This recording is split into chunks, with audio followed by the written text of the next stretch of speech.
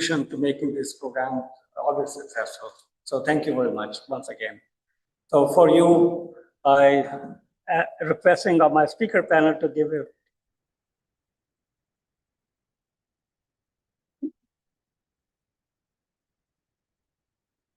So thank you once again, and so we start the program now. As you know, it's a tradition in my community to start the program with a blessing prayers.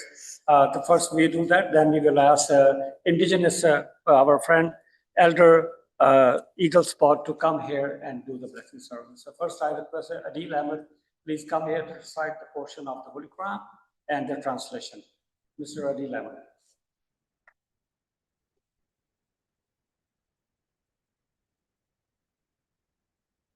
Assalamu alaikum. أعوذ بالله من الشيطان الرجيم. بسم الله الرحمن الرحيم.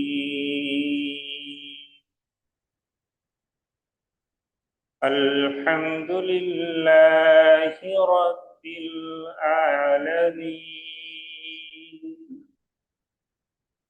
الرحمن الرحيم. مالك يوم الدين. إياك نعبد وإياك نستعين. اهدنا الصراط المستقيم. صراط الذين أنعمت عليهم غير المغضوب عليهم ولا الضالين. Okay. Now I'll present the English translation of the verses just recited from Holy Quran. In the name of Allah, the gracious, the merciful, all praise belongs to Allah, Lord of all the worlds, the gracious, the merciful, Master of the day of judgment. Thee alone do we worship, and Thee alone do we implore for help. Guide us in the right path, the path of those on whom Thou hast bestowed Thy blessings, those who have not incurred Thy displeasure, and those who have not gone astray. Amen.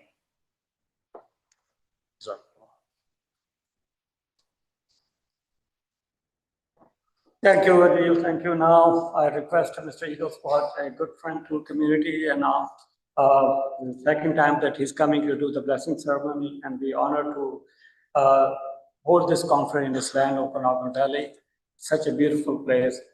With that warm welcome to Mr. Eagle Spot.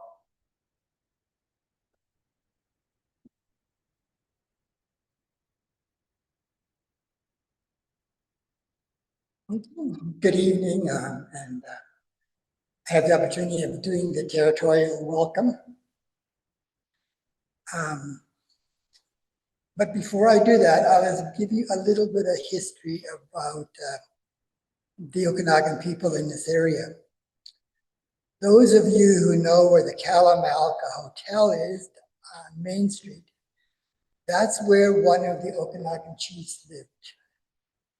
There was a village down in that area, and then after a while, we got moved to the reserve on West Side Road.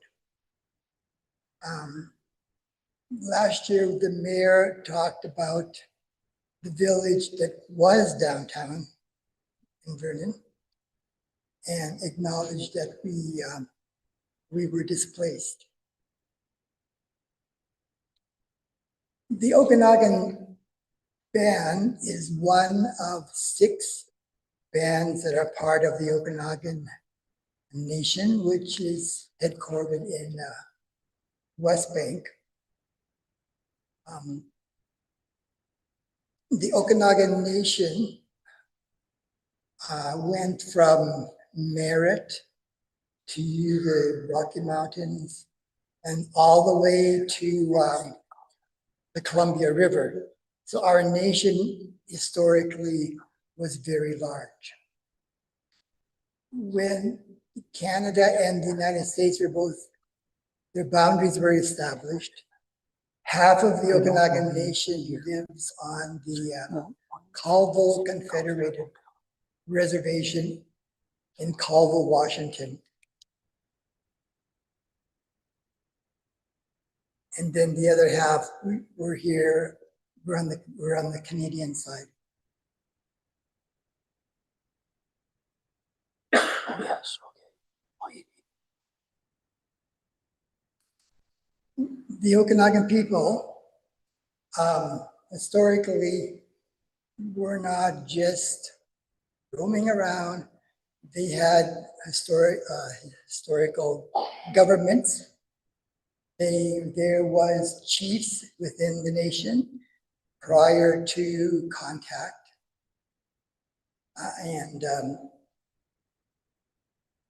Like I said, the nation went right across the line to the United States.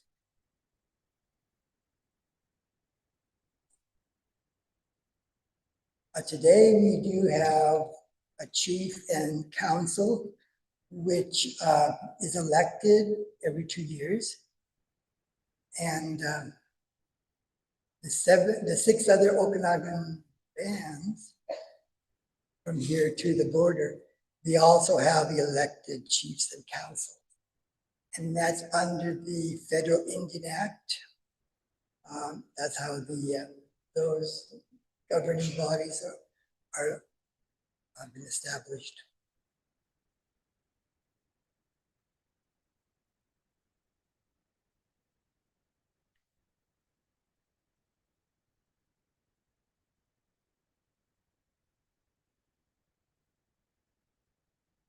As a member of the Okanagan band, I'd like to take the opportunity of acknowledging that this is the unceded land of the Okanagan Indian Band. And at this time, we welcome you to our territory and our land.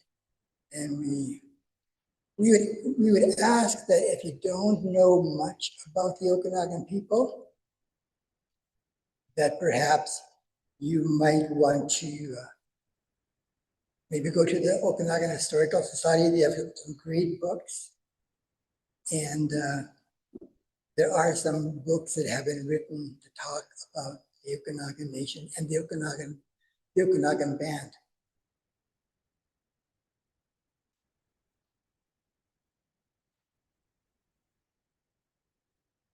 So on behalf of the Okanagan Band and on behalf of the Okanagan Nation, we welcome you tonight, and we ask that you may have a good evening, enjoy yourself, and that when you leave tonight, you travel home safely, and that be mindful of the other drivers who are out there. I found that it's getting older, that some of us probably shouldn't have driver's license.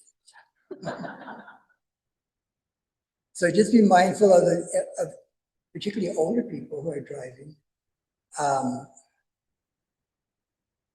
And it's not their fault if they make a mistake driving. It goes with getting aged. So in that, I'd like to say thank you and have a good evening.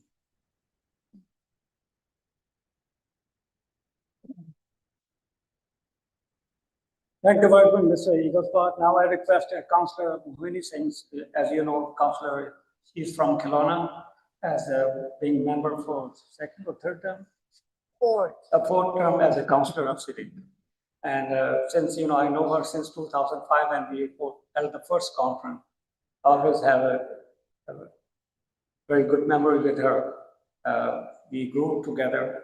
I'm still young. can see. We getting older day by day, and the time is changing. But she's very kind to us all the time. We have kind of family relation, and I'm honored to have her here. She's presenting a Hindu religion today also. Now I request her to present the token of appreciation to Mr. Eagle Spot.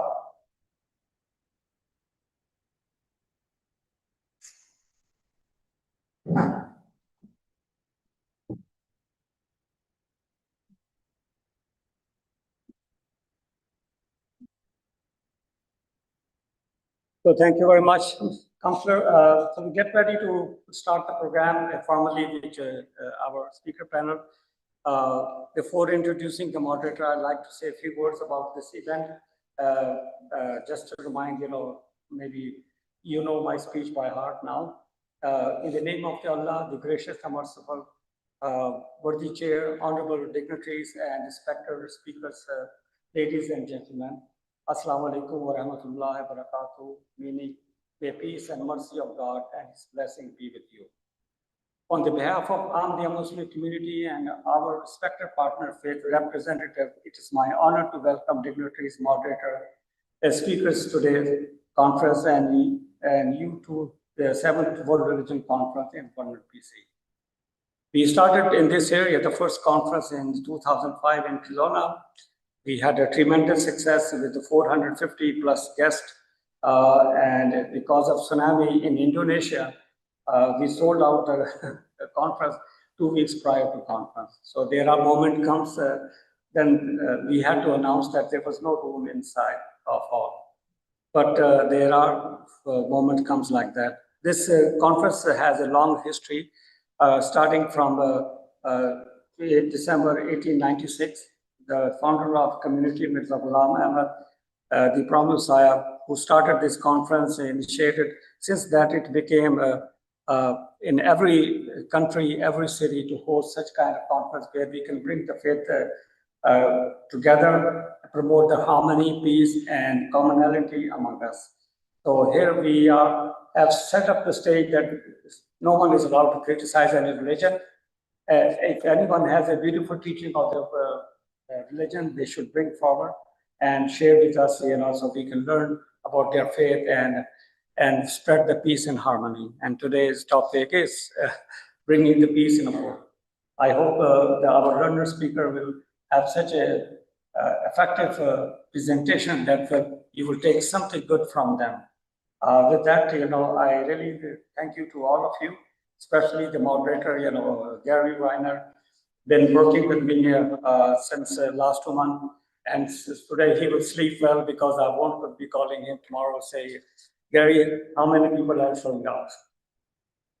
With that, let me introduce our moderator, Ronald Gary Reiner. And he was ordained bishop and high priest in Church of Jesus Christ Latter-day Saint. Amazing party. He was also a pilot and retired now and father of the 5 children. It's good to have so many children sometimes. If you all have 5 or 10 children, this house will be full. But I'm not saying you should have. From 1957 to 1967, he flew twin jet interceptors off the front in Europe during the Cold War. So he hosted a weekly musical radio show for Canadian Forces Network Europe and was instructor on the tutor of Tu-114 Snowbird military jet in Gympie, Manitoba. As you know, the city is also known as the Air Canada was landed, without the fuel, I guess, right? Yeah. So that everyone has said that probably movie. Gary joined Air Canada in 1967 and retired in 1999 at the age of 60 as a B747 captain. He was served as a faith group as a World Bishop, Stake President, North America, Northeast and North America, Northwest area, family history advisor since his conversations and baptism at the age of 29, 1969. He is currently serving as a communication specialist, co-chair of the Vernon Coldstream area of the British Columbia Annual Food Drive and Family History Advisor and Ward Missionary in the church. So you can see he's well qualified to be the moderator. With that, introduction, I give warm welcome to Mr. Gary Rana. I hope you will block them nicely and be gentle to all of them. I will. They have 9 minutes. I hope they're able to conclude their speech within a time. With that, warm welcome to Mr. Gary Reiner, a good friend to our community now. Thank you.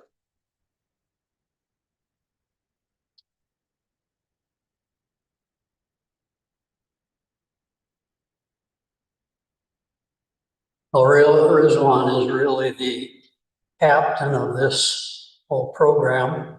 Be nice to work with him. And it's a pleasure to be able to be here tonight with all of you. This is an extraordinary event, really. And it's extraordinary because it brings together the voices of diverse faith traditions. The Baha'i tonight are represented, Christianity, Baptist, Islam, Hindu, Jewish, Christianity, the Church of Jesus Christ of Latter-day Saints, Sikhism, Buddhism, and the Center for Spiritual Living. Thank you all for being here. I think we need to get a list to the happen. Thank you so much. Our theme tonight, is there hope for peace? We live in a very troubled world, and yet we can find hope and be happy. And tonight our panel is going to help us with a few ideas of how to do that. Can peace be more than just the absence of conflict?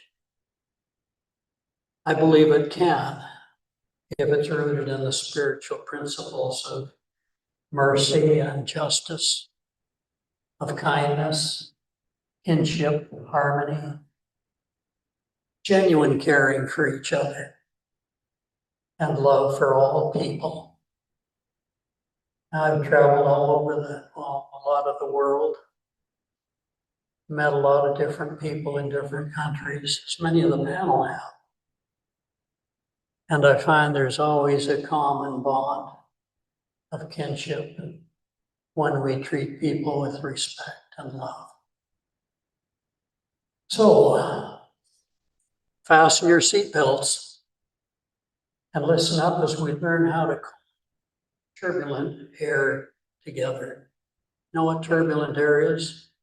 I took my wife on a flight once, one of the first few. She usually stayed home, but we went on a flight from Toronto to Edmonton, and I was the captain on the flight, and she was a passenger but came up to sit in the flight deck.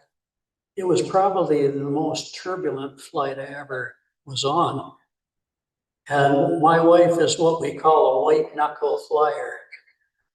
You know, the captain and crew are sitting there, captain and his co-pilot or other pilots in the flight deck sit there, and we're very calm and laughing and having fun. The passengers are hanging on in the back, you know, and she's one of those. And I got on the microphone and said, "Ladies and gentlemen, I know how you feel. My wife is a white knuckle flyer too. But I want to tell you there's no problem. And we're just bouncing around a bit and we'll be out of it." I hope I didn't say shortly because it lasted for the whole trip. Anyway, we landed in Edmonton safely. But peace is what we're talking about. I love peacemakers. I love peacemakers. People who want to make peace and have peace. And I mean all people, whatever job, whatever profession, And we need to demonstrate that we do love people by what we do, not by what we talk about. Each of our speakers tonight will have 9 minutes. I have a bell, and the bell is going to ding speakers at 8 minutes. And then you'll have 1 minute to close. And if you don't close, you're going to get about 10 bells. Is that fair? Fair, Paul? Okay.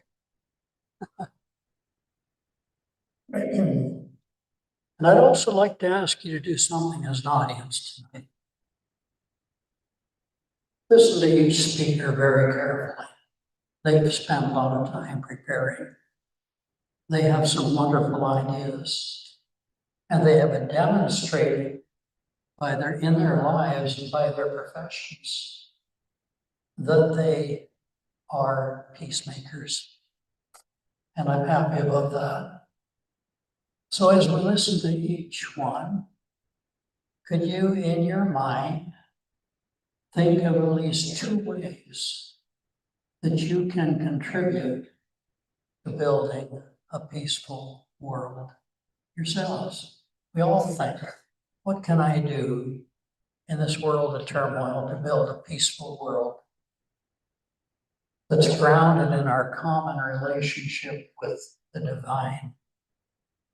Whoever we believe is the divine God, whatever our belief, we can be peacemakers. And that is actually the goal of our hosts tonight. I really want to thank Rizwan for his great effort to bring everybody together. He's a very good man and very, very devoted to his faith and to all people. This Ahmadiyya Muslim community is really dynamic. They're in over 200 countries. There's about 100,000 members in Canada, and we appreciate having you with us and being part of our country, especially in bringing peace.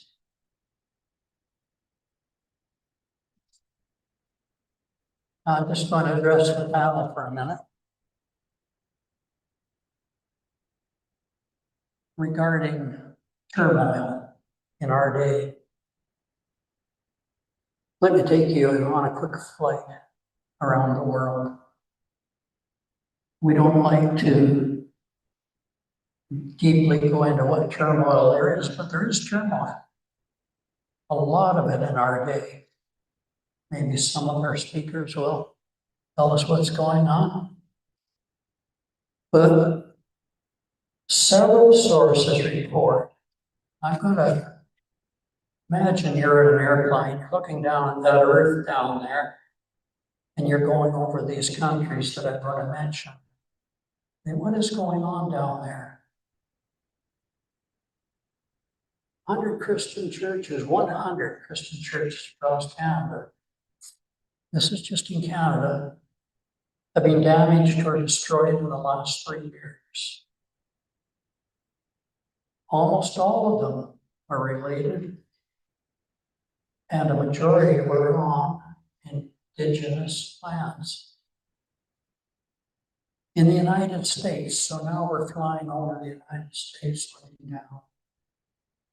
Family Research Council reports hostile acts against 436 U.S. churches, Christian churches, last year alone, more than double the previous year. Only 11 days ago, a house of worship in Michigan was deliberately and totally destroyed. 5 people died. Going around the world a bit, in China, numerous mosques are being shattered, razed, and shut down in China. In Nigeria, 100,000 Christians have been reported killed for their faith. 19,000 churches in Nigeria have been destroyed and 11 Christian communities displaced just in the last few years. There's acts of vandalism, arson, violence, bomb threat. All this is going on so much. It seems there's a fight against every good people. 45 armed conflicts are taking place as we fly over the Middle East and North Africa. 19 non-international armed conflicts as we fly over Asia. International conflicts in India, Pakistan, between India and China. And in Europe, 7 conflicts. Russia and Ukraine stand out the most in Eastern Europe. Armed conflicts between Israel and Palestinians. Syria, Iraq, Iran, there's all fighting in there. And then we come to the world of drugs in our day. Mexico, over 600 cartels producing drugs and pushing them into America and around other parts of the world. Central and South America, same story. There's so much evil, corrupt politicians behind many of the afflictions that plague the nations. So, cattle, we live in turbulent times, very turbulent. Is there hope for peace? And that's what you prepared your talks on. I personally believe there is great hope for peace. And I am anxious to hear what you have to say and tell us how we can hope for peace in these turbulent times. Now I'm going to introduce the speakers, each one to say, get up. Thank you for your thoughtful preparation. And I'd only say we need to have hope for peace. If we're ever going to have peace, it starts with hope. And I hope by the time we leave here tonight, they will all have an idea or two on how we can hope for peace. So each speaker has a limit of 9 minutes on the topic of their from their religious perspective and their religious traditions and their religious holy books, if you wish. Speakers are requested not make any comparison with other faiths, only to speak with reference to your own faith. And at the end, if there are questions that have been filled in on the forms, we'll see if there's time to answer those. Now I'd like to introduce our audience. If you have the 2 forms given out at the door, one is a question card for question and answers. The other will be collected by volunteers. The second is a brief survey form to collect data from the audience, and that's for Rizwan and our Ahmadiyya group. Our first speaker tonight will be Mrs. Lorna Tereski. First time? You're happy? You're smiling? Very good. Lorna was born in Hope, BC. Her dad teased that she was born beyond hope, which is true because in her early years, she spent them in a small town just past Hell's Gate. Ties in with Hope, in the Fraser Canyon. So she served in various capacities in the Baha'i faith. Since 1988, she has a master's degree in creative writing. Between working on her own creative projects, she facilitates writing groups in the community and works with Runaway Moon Theater. Lauren is married, has 2 daughters and 6 grandchildren who inspire her to strive every day to build a better world. Lorna, we invite you to speak.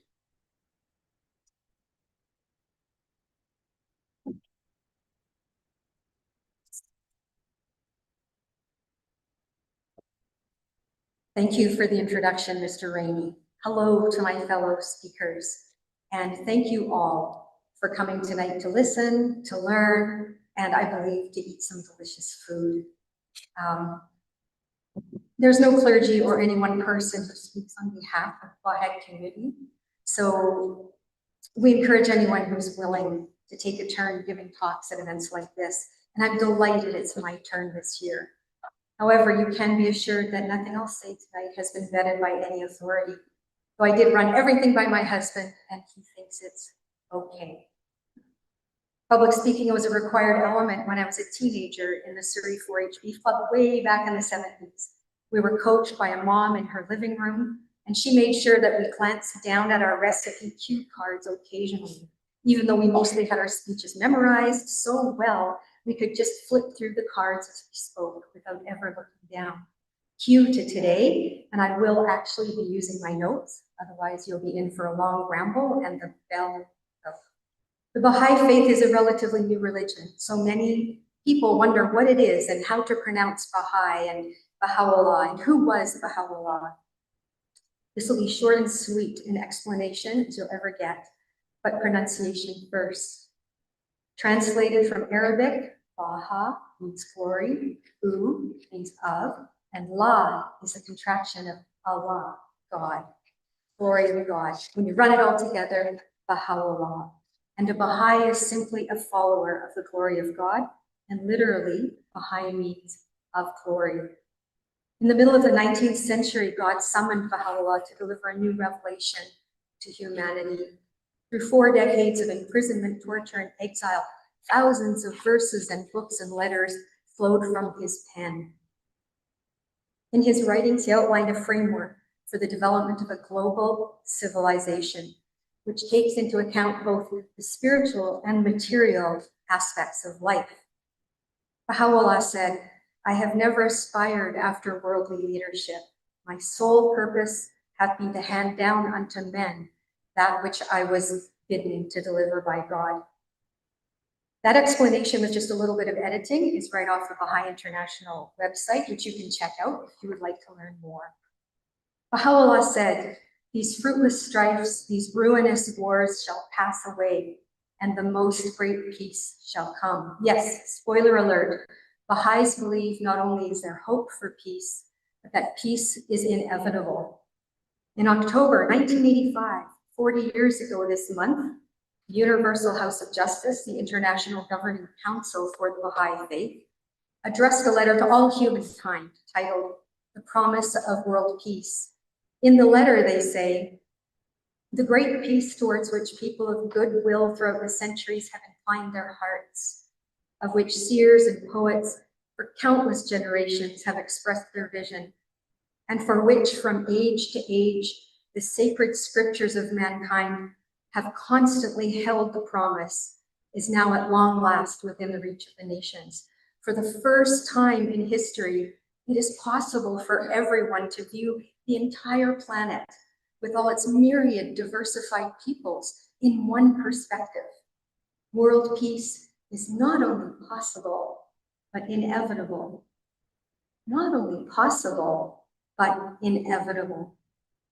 Baha'u'llah also said, "The well-being of mankind, its peace and security are unattainable unless and until its unity is firmly established."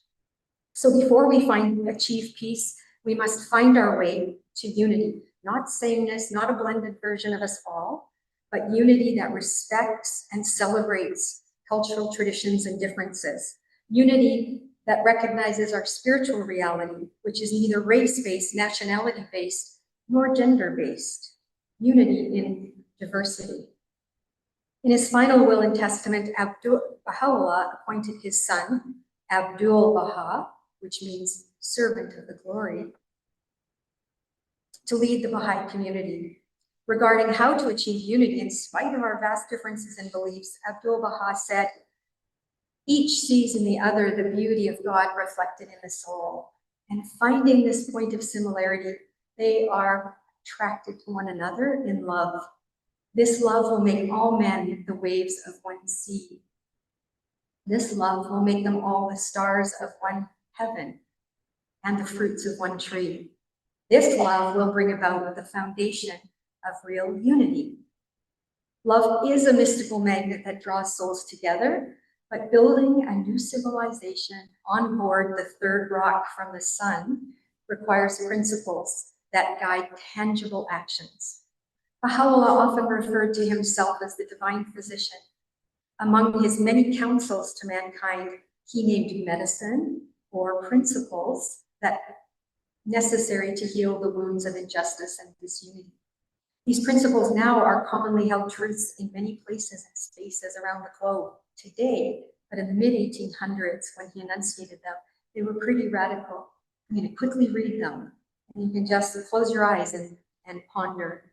They are the independent search after truth, the oneness of the entire human race, which is the pivotal principle of the Baha'i faith, abolition of all forms of prejudice, harmony between religion and science, equality of men and women, the introduction of compulsory education, adoption of a universal auxiliary language, abolition of the extremes of wealth and poverty, and the institution of a world tribunal for the adjudication of disputes between nations, and the confirmation of justice as the ruling principle in human affairs. We could discuss these for days, I know. In the promise of world peace, the letter the Universal House of Justice wrote, they say, based on political agreements alone, the idea of collective security is a chimera. The main challenge in dealing with issues of peace is to raise the context to the level of principle, not just pure pragmatism. Peace comes from an inner state, supported by a spiritual or moral attitude, and it's mainly in evoking this attitude that the possibility of enduring solutions can be found. A propelling power is needed, Abdul Baha said.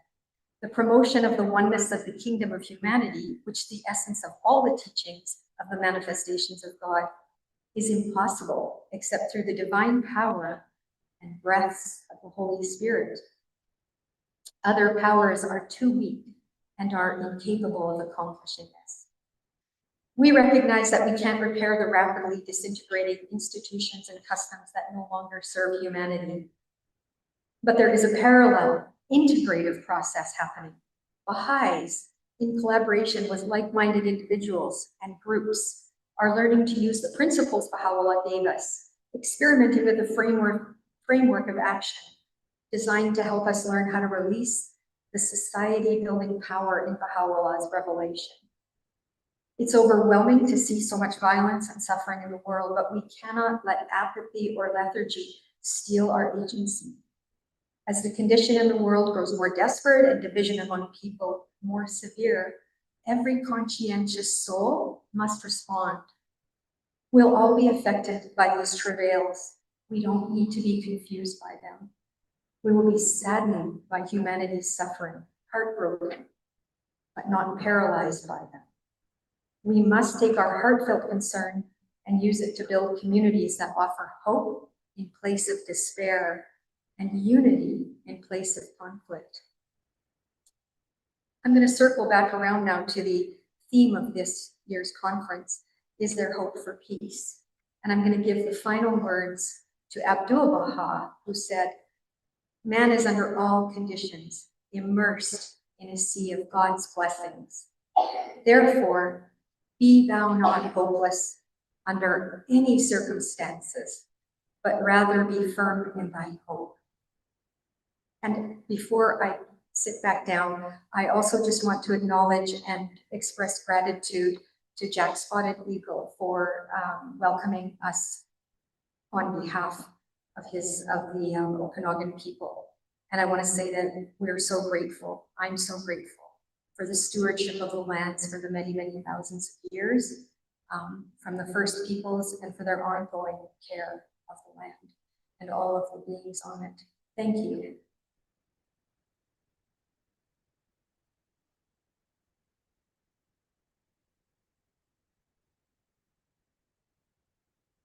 Thank you so much, Ron.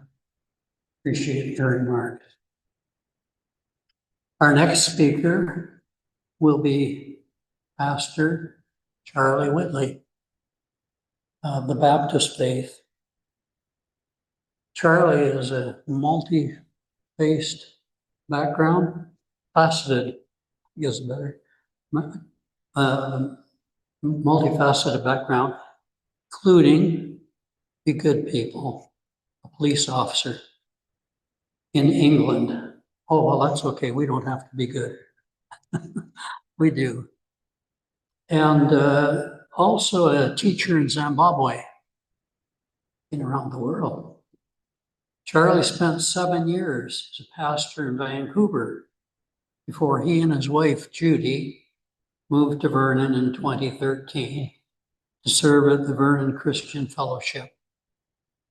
Charlie's ministry currently focuses on church leadership, pastoral care, and biblical teaching. He has served on the executive leadership team for the Vernon Ministerial. That's a gathering of church pastors for many years. And we now welcome Pastor Whitley.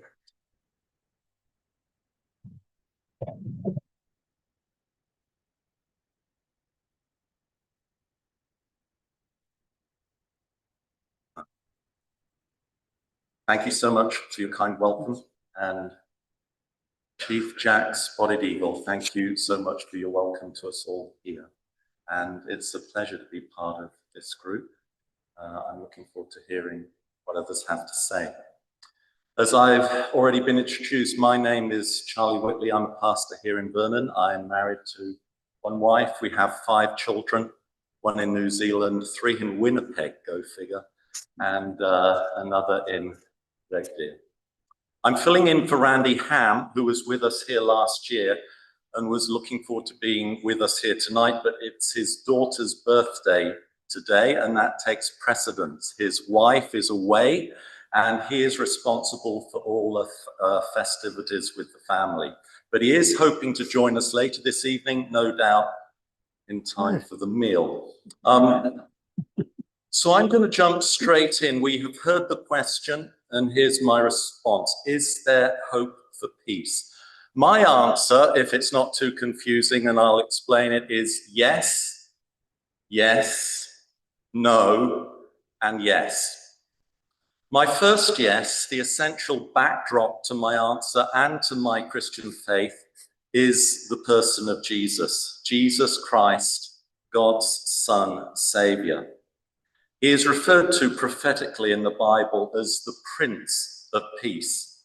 That same prophetic passage from the book of Isaiah goes on to say that of the increase of his government and peace, there will be no end.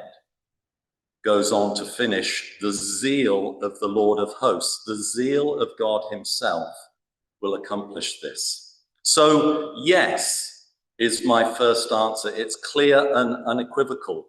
There is hope for peace, actually for an increase of peace. And this peace is of the highest order, not just the absence of hostilities and conflict in all its forms, but the presence of absolute peace, spirit, soul, and body, wholeness and unity with one's own self, wholeness and unity with others, and wholeness and unity with God. That's my first yes. My second yes, as has already been said, some of this, I worked for the probation service in the UK and as a police officer in the UK with a big hat and all that sort of stuff. I lived and worked in Zimbabwe. I was born in Zimbabwe. And over the last 17 or so years, actually more than that, more like 20, I've been involved increasingly serving in church leadership. In these settings and others, and I know this would be the same for many of you, I've seen some pretty awful things, injustices that challenge the hope for peace. But I've also seen how the presence of God can bring peace, even joy, into the worst of situations. I've seen how Jesus can and does draw near to individuals and how he brings peace, just as he told his disciples that he would do. I'm quoting from the Gospel of John, Jesus saying, "I'm leaving you with a gift, peace of mind and heart. And the peace I give is a gift that the world cannot give. So don't be troubled or afraid."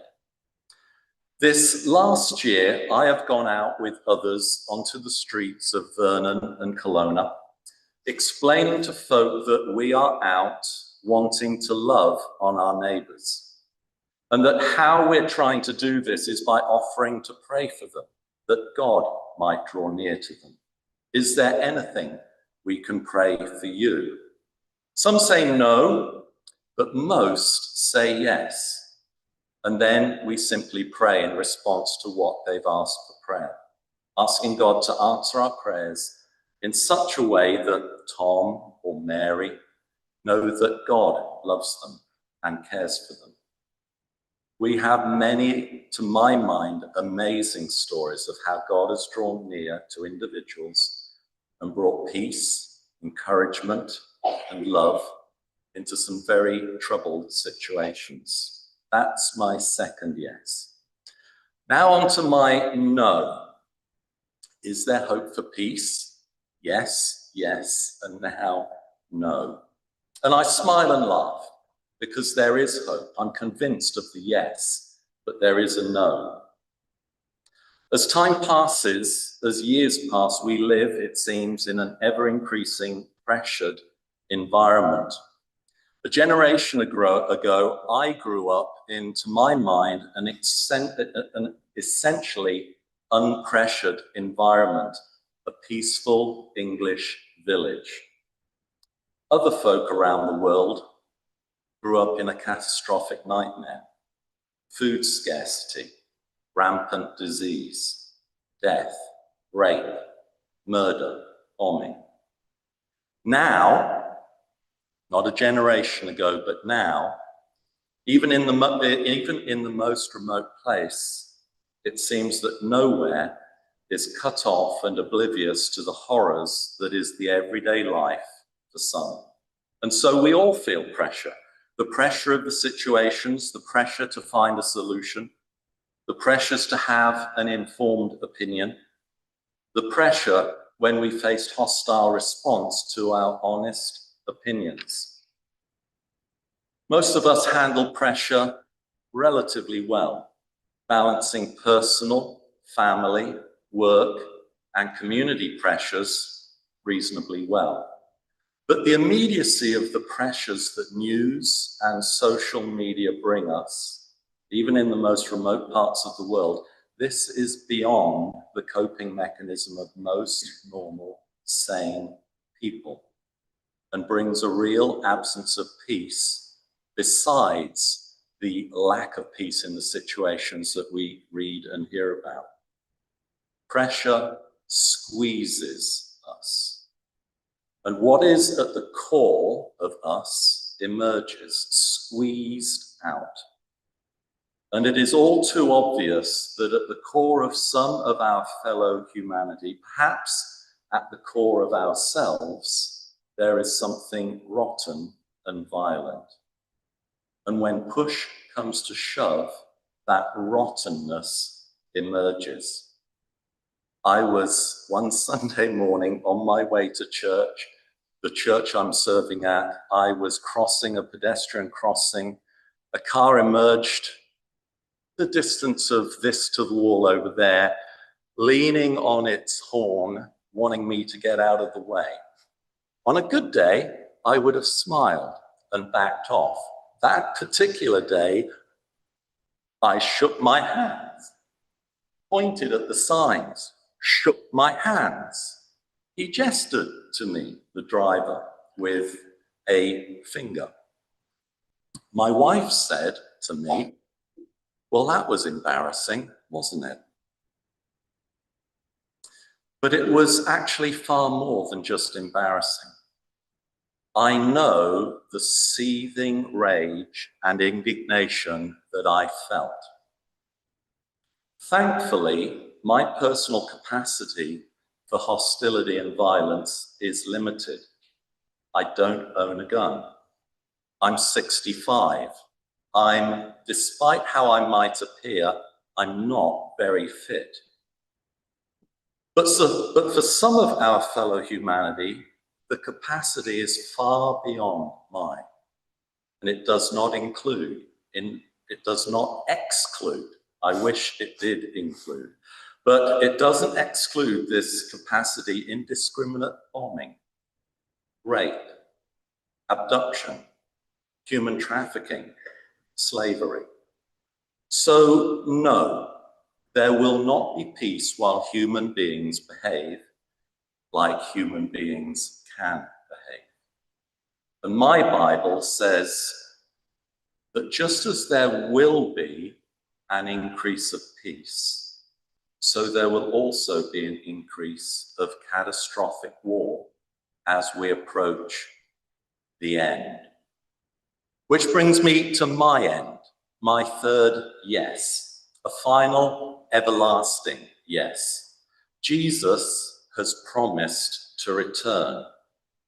The great and terrible day of the Lord, a final judgment where evil, death, and sin will be done away with, and where and when peace will flow unimpeded like a river. A final, great, and total healing will occur. Oneness and peace will reign. I don't know how all of that is going to work out, but I have experienced enough of God's outworking of peace to know that he is reliable and his words are sure. And this fuels my hope that one by one, we can be peacemakers. And we can make a real and significant difference in every area for which we are individually responsible. So is there hope for peace? Yes, yes, no, and ultimately, yes. Thank you.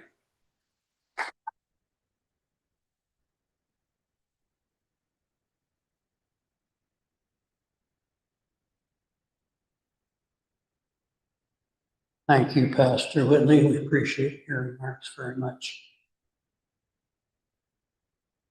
Our next speaker will be Alana Asif Khan Mujahid. I hope I've pronounced that correctly. A good friend. Close enough for government work. Okay.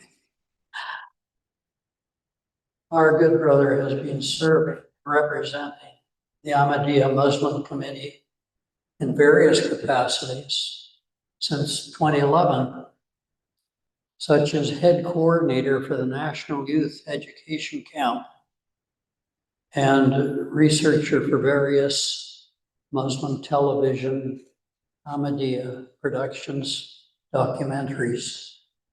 Great experience. We're so pleased to have you speak to us tonight, my friend. Please take your turn.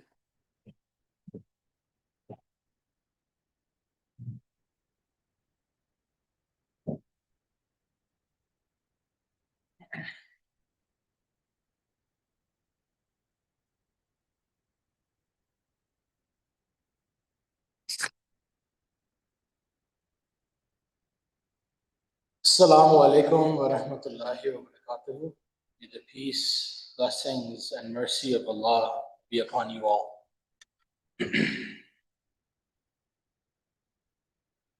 أشهد أن لا إله إلا الله وحده لا شريك له وأشهد أن محمدًا عبده ورسوله أما بعد فأعوذ بالله من الشيطان الرجيم بسم الله الرحمن الرحيم إن الله يأمر بالعدل والإحسان وإيتاء ذي القربى وينهى عن الفحشاء والمنكر والبغي يعظكم لعلكم تذكرون. I've just recited a verse from the Holy Quran, which is the holy scripture of Muslims all around the world. I'll get into the translation in just a moment. I'm not too sure if any of you have had the chance to take part in a World Religions Conference at another location. And I brought up this point over there as well. I've had the blessing and the opportunity to speak at a few of these conferences. And it's always very difficult to prepare a speech for this specific event or prepare something unique. And the reason why is because the topic tends to be centered around the concept of peace. And as I'm sitting there at the table and I'm hearing Gary give his introduction, what he thinks peace is, and then the next speaker and the next speaker, I have my list of points, and as they speak, I'm just crossing them out. There goes 1, 2, 3. And by the end of it, there's not really much left for me to say. And I think that there's a very great beauty in that, if you think about it. That you have people from such varying backgrounds, such different traditions, and they're speaking about their religions, and you see that there's so much commonality that by the time you get to the third, the fourth, or the fourth speaker, you start hearing the repetition. Justice, mercy, the golden rule, be good unto others. The golden rule, very special rule, but it's found in almost every single religion. Is there not a beauty to be seen with it? That although we may look so different, we may dress so differently, the things, the values that we hold so dear to our hearts are almost exactly the same. So then where does all this division come from? Where does division like this come from? It's a very unfortunate thing. I was sitting at the head table, and the speaker next to me, when she came and she sat down, she had this pamphlet. And I asked her, I was like, may I see that for a moment? She said, oh, it's not mine. There was someone outside, right by the door. They were handing it out. Oh, this is interesting. Because it seems as if it has something to do with the religion of Islam. So I opened it, and I see 8 different topics written in this small pamphlet. It's basically a pamphlet which is hate speech against Islam. And someone decided to come to an interfaith peace event and hand it out at the door. A Muslim or any true believer, when they see things like this, it doesn't rattle them. It doesn't get to them. A true believer is someone who is already at peace. When they see things like this, the first thing that comes through their mind, or the first thing they feel, is a little bit of sadness, not for themselves, because they think to themselves, what poor of a soul. Imagine what this person went through.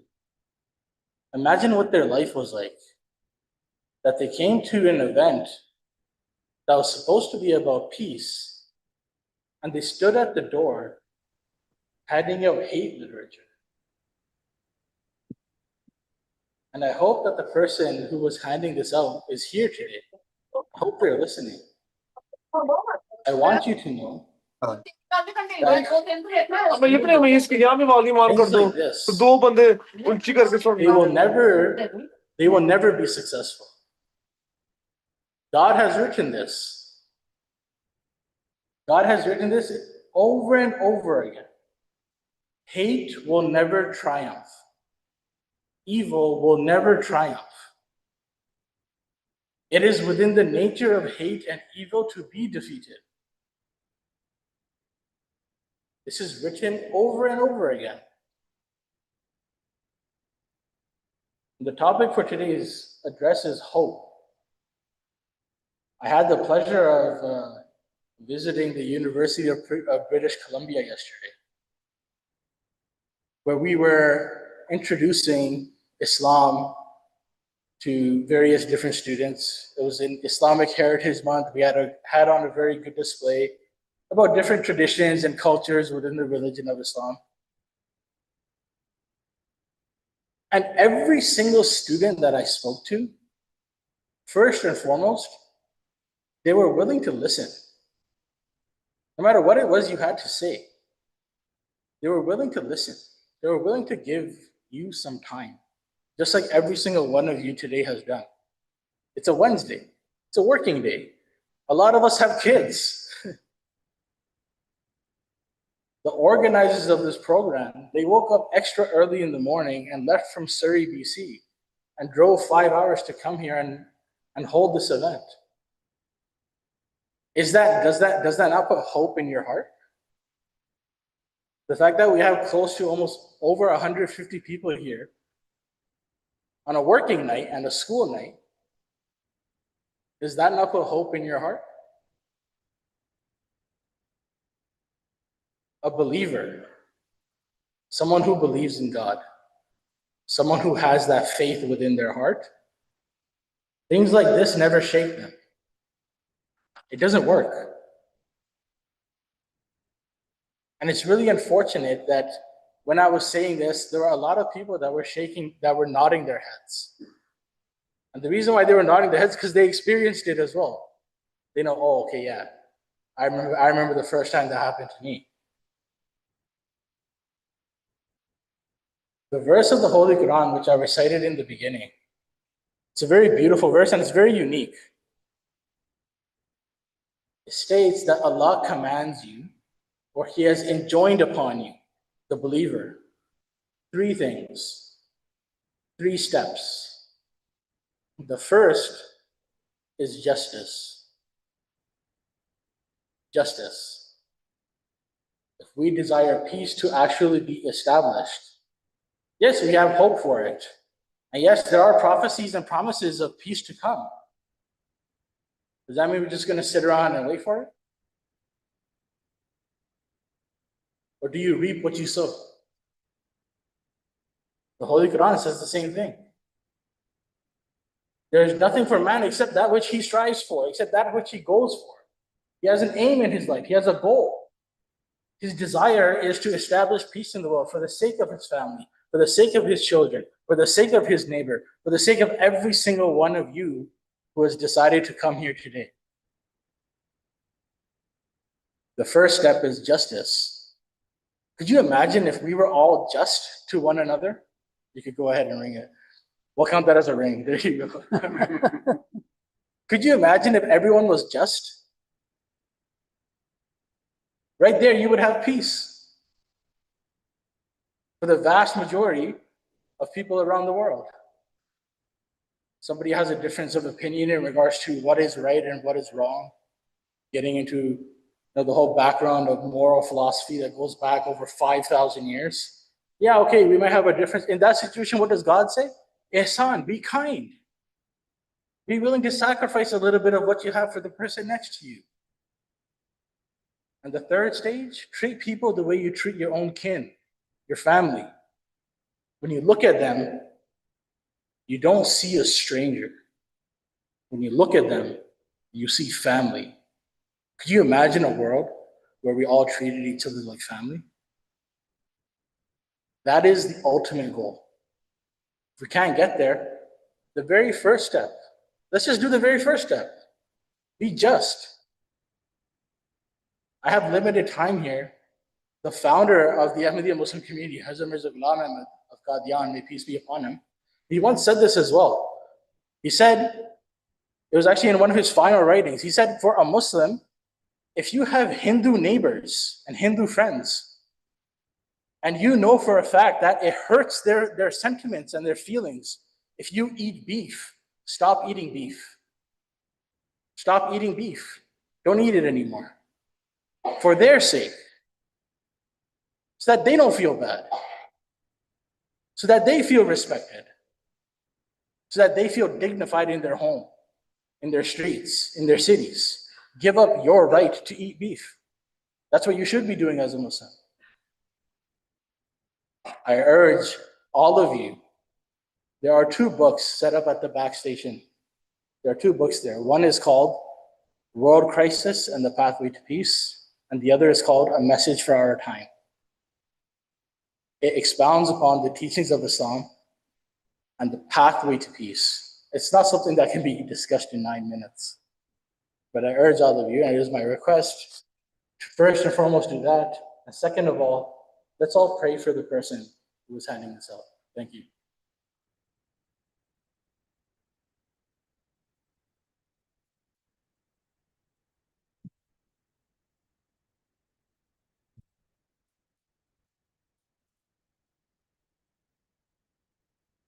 I think best has to go back up.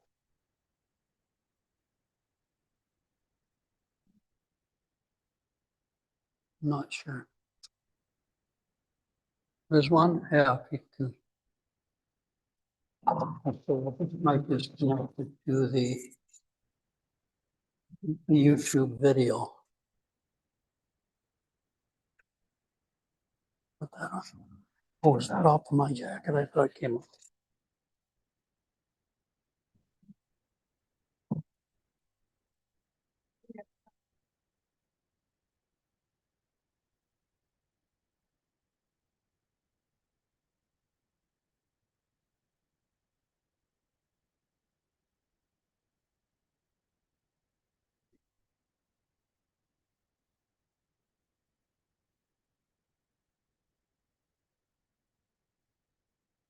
Sorry about that, I fell, and it's going to be 6 months before I'll be able to walk properly again. Anyway, thank you, and I apologize for that. Thank you for giving me the opportunity to speak and including Hinduism in this discussion. I want to tell you a little bit about myself. My father comes from a Hindu family. My grandfather was a priest, devout Hindus. My mother comes from a Sikh family. My grandfather was a devout Sikh. So between the 2 of them, I had the fortunate experience of learning to embrace both religions. And one of the things that comes to mind is the commonality between the 2. We grew up going on what's called Tirth Yatras every year, which was religious trips. And so we'd go to a temple one year, somewhere, and then travel to a Sikh temple, which is called a Gurdwara. So I'm familiar with both religions and embrace them both within my soul. And today, though, I'm here on behalf to speak on behalf of the Hindu faith. And I do have to admit, I'm not an expert, just a believer. Hinduism is one of the world's oldest religions, as many of you know, and is characterized by a rich tapestry of beliefs practices, and philosophies that originated in the Indian subcontinent. Hinduism is often referred to as the oldest living religion, with roots tracing back over 4,000 years.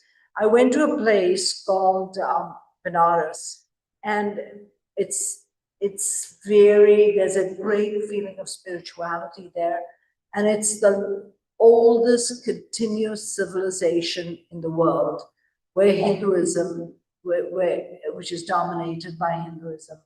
And it's, when you walk in, you feel the spiritual energy.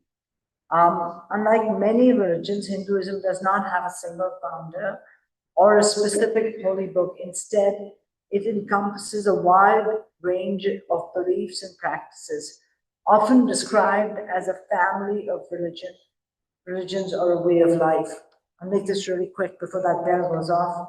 The core beliefs are dharma, which means your moral, ethical duty. Karma is what you do, you will get. It's a cause and effect. Samsara, the cycle of birth, life, and rebirth. Hindus believe in reincarnation. And moksha, the ultimate goal of life, is liberation from the cycle of samsara and the union with the divine. Now, about peace. Do we believe peace can occur? Yes, it can. But it begins from each one of us. Each one of us, peace within us, and us demanding from our leaders that we demand peace and not conflict. In Hinduism, peace means shanti. And for many of those who practice yoga, you've heard shanti, shanti, shanti, shanti. And it is deeply rooted in the principles of non-violence, which is called ahimsa, unity and the pursuit of truth, emphasizing harmony within oneself and with the world. So the core values or principles of peace in Hinduism are ahimsa, which is non-violence. It is central to Hindu teachings. It advocates for total non-violence in thoughts, words, and actions. Second, unity and oneness. Hindu philosophy emphasizes the interconnectedness of all beings.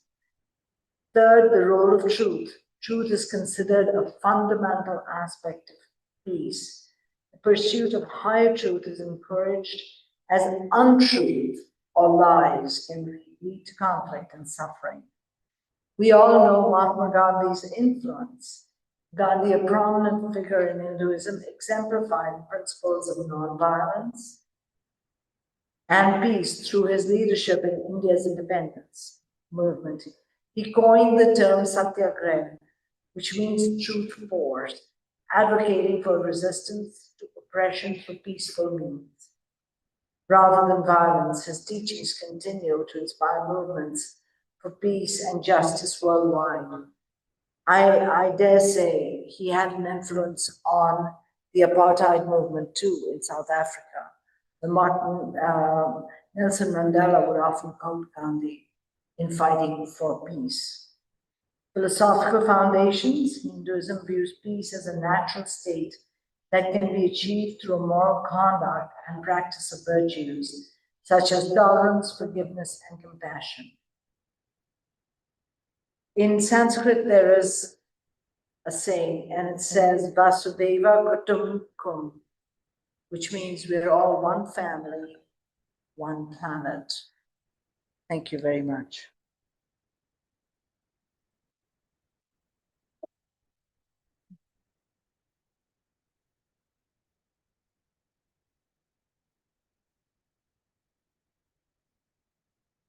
Thank you both.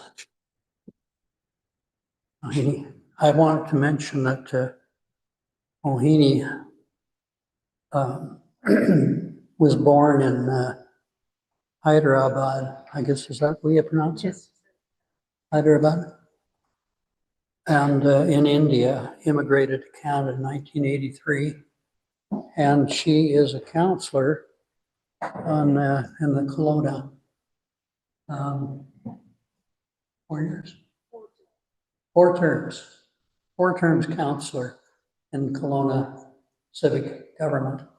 I think that's great.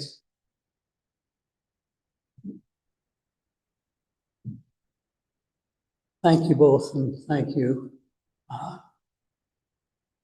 Now on our next speaker, and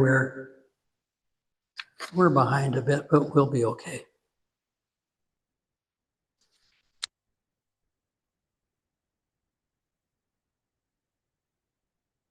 Our next speaker is Christianity Perspective, Mrs. Sylvia Tremblay. And I believe this is Sylvia's first time to address this meeting here. And we're so happy to have her. She was born, it's interesting, child of members of the World War II Dutch resistance in a prisoner of war detention center in The Hague, Holland, 1945.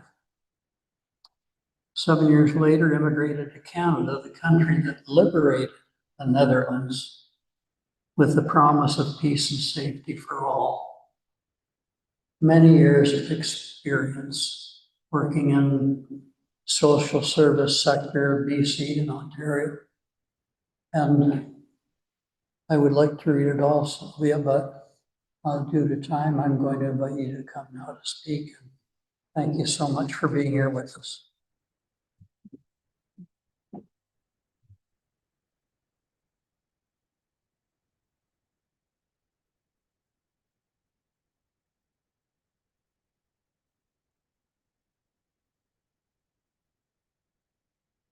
I feel very honored and really grateful to be in your mix. The topic, as you know, it's a very difficult topic to take on in these challenging times. The talks we've just already heard have been just amazing. I'm so grateful to be here and have an opportunity to listen. What is peace? According to Wikipedia, peace or shalom is a concept of social friendship and harmony in the absence of hostility and violence. Shalom, as many of you know, is the Hebrew word meaning peace, harmony, wholeness, completeness, prosperity, well-being, and tranquility. The Netherlands was liberated by the Canadian Armed Forces at the end of World War II, and that's why, as was mentioned, my parents chose Canada to move to try and forget the Holocaust and to find shalom, peace. The word hope I had struggled with a little bit. Hope is a future-oriented desire for something to happen or a confident expectation that a desired future will be attained, even if unseen. Hope and faith are often interconnected. Faith is a prerequisite for hope. We cannot have hope without faith because faith provides the foundation for believing that the desired future is possible. Hope gives faith something to hold on to, providing a goal or a blueprint for the future. If you think of all of that in connection to world peace, that's a huge challenge considering that the world has never experienced a time when there was complete peace in the whole world. World peace is not something most of us as individuals have had the ability to control. For most of us, it's not within our personal sphere of influence. However, spiritual peace, emotional peace, relational peace is within our control. I know from personal experience that living with the lack of peace is challenging at best to overcome. For most, the trauma to overcome it is to first acknowledge it, then understand it, and most helpful, as mentioned before, become a peacemaker. I've been blessed to focus on this, to be able to focus on this in my years in the social service sector. As a member of the Church of Jesus Christ of Latter-day Saints, I know that our Heavenly Father has a plan. And in spite of what we see going on around us, we must do whatever we can within our sphere of influence to be peacemakers. And that may be just within our families, within our circle of friends, in our workplace, or in our community at large. What is a peacemaker?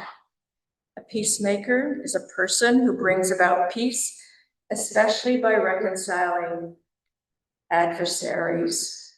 As peacemakers, we're guided by the core values of fairness, justice, charity, compassion, forgiveness, respect for the dignity of others, as well as by the virtues of humility and courage.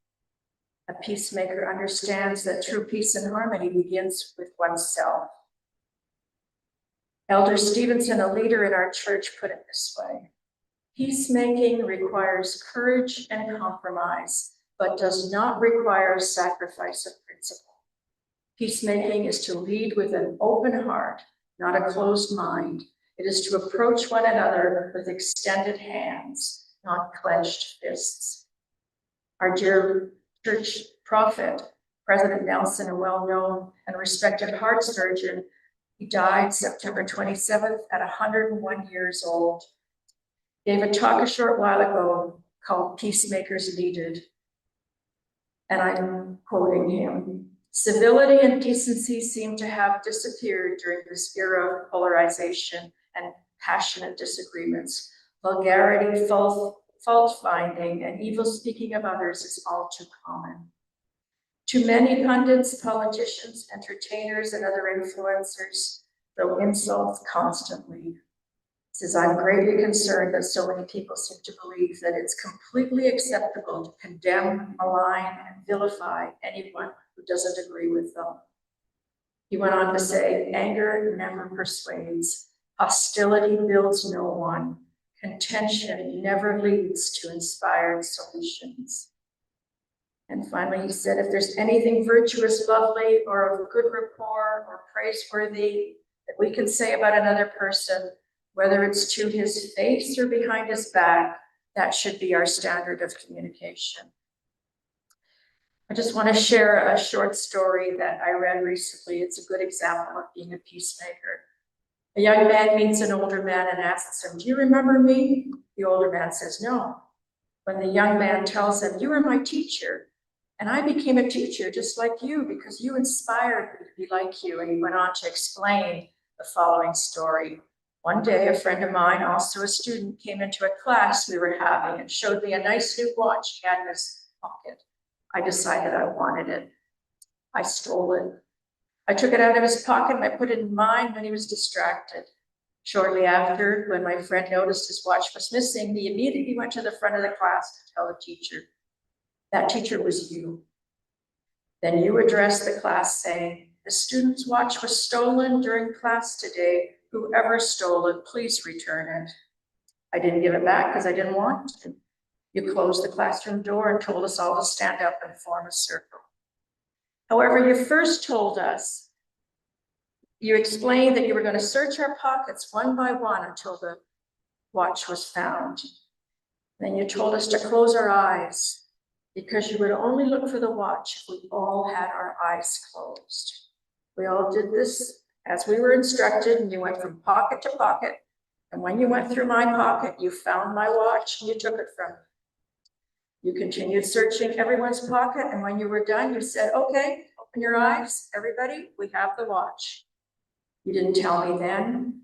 You never mentioned the episode again. As far as I know, you never told anyone else either who stole the watch that day. You saved my dignity that day, but for me, it was the most shameful day of my life. It was also the day I decided never to steal or be a bad person in any other way ever again. You never took me aside to scold me or to give me a verbal lesson on morality.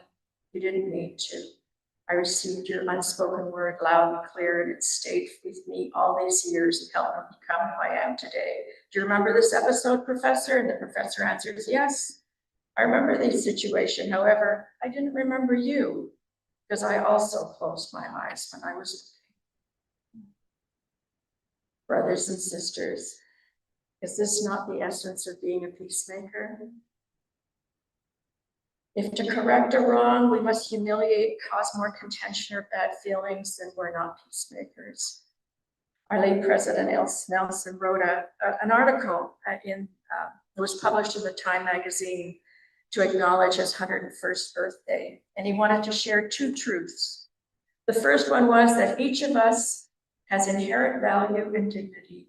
And I believe we are all children of a loving Heavenly Father, no matter what your religion or spirituality. Recognizing the profound truth that we all deserve dignity is liberating. It brings emotional, mental, and spiritual balance. And the more you accept it, the more your anxiety and fear will decrease. And as you all know, life can be terrifying. And he'd seen so many struggles with anxiety in his life, but he went on to say, a heart knows it is loved, and that remains focused on its purpose, eats with steadfastness, confidence, and hope, no matter what's happening or what's not happening in life. And second of all, he said, love your neighbor and treat them with compassion and respect. A century of experience has taught me this for sure, he said.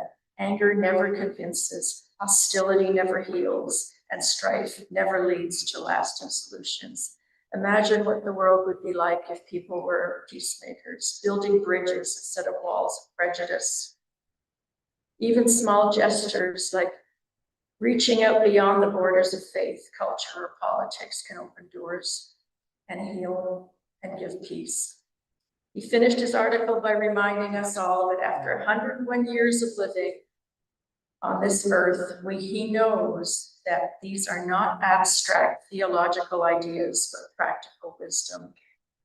They are what sustained him through loss, triumph, uncertainty, peace, war, and healing.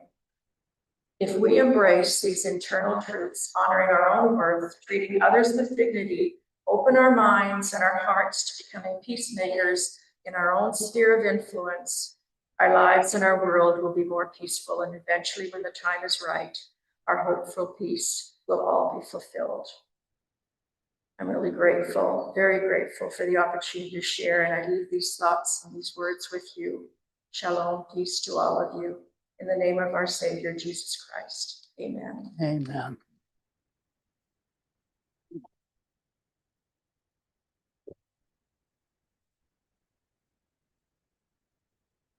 Thank you so much, Sylvia. Appreciate that. Oops. I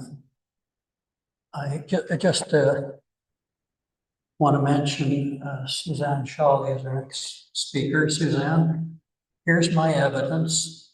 This is in the order that I gave. And on the program, you're showing, I should have introduced you first. We're happy to have Suzanne Shawley present the Jewish faith perspectives for us. She's a seasoned speaker on matters of Judaic practice and custom. Has represented Judaism in a variety of forms, leads many talks and tours to students from elementary to senior school levels. She leads the Shevra Jewish community as director at large, secretary, treasurer, vice president, and president, served all those capacities, and is a regular participant as a human book in Kelowna's Living Library series, and has served as a community member for graduating high school students presenting their life plans. We're pleased to have Suzanne address us tonight. Thank you.